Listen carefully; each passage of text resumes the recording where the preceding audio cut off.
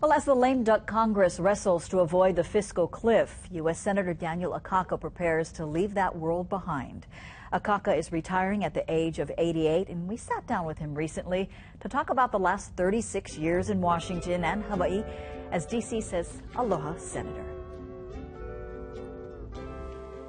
Big activity at the Hawaii and D.C. offices of U.S. Senator Daniel Akaka as the time ticks down to Akaka's retirement.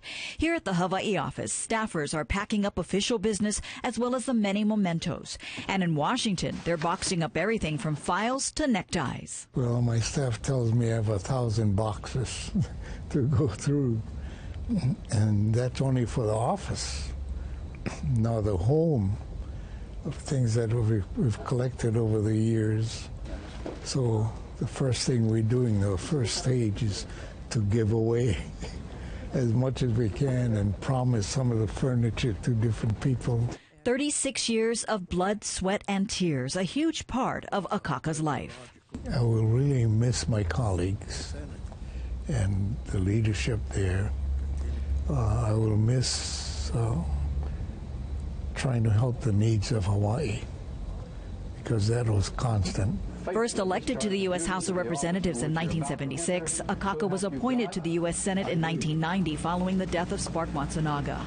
He won re-election and has remained in Washington ever since, building his seniority, using the aloha spirit to break down barriers and build relationships. This is why I've been very friendly with all the people that I work with, and it makes a difference. They don't look upon you as a threatening factor. They're more willing to talk to you about things, and very often we disagree, of course, but at least we're able to come to some agreement.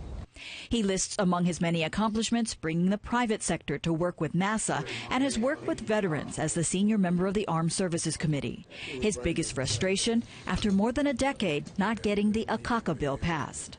Usually it comes close to the reason of race, which is wrong, because the Native Hawaiians are indigenous people of Hawaii, like the American Indians and Alaska Natives. The senator is always known for making time for his constituents who visit D.C. and says he'll miss helping Hawaii through his efforts in Washington. That part, of course, I won't have, and I'll certainly miss it. But then I know that there are seasons for different things, and we need a new generation there. Now, besides spending time with his family, Akaka hopes to become a mentor. Coming up tonight at 10, a look back at the moments in the senator's life that led to his commitment to public service. And we'll talk story with one of the driving forces in his life, his wife. I'm guessing she's going to have something to say about those 1,000 boxes. Who's going to unpack all of those? Not her, I'm telling you, not her. All right, we'll look forward to that at 10. Okay. Up next.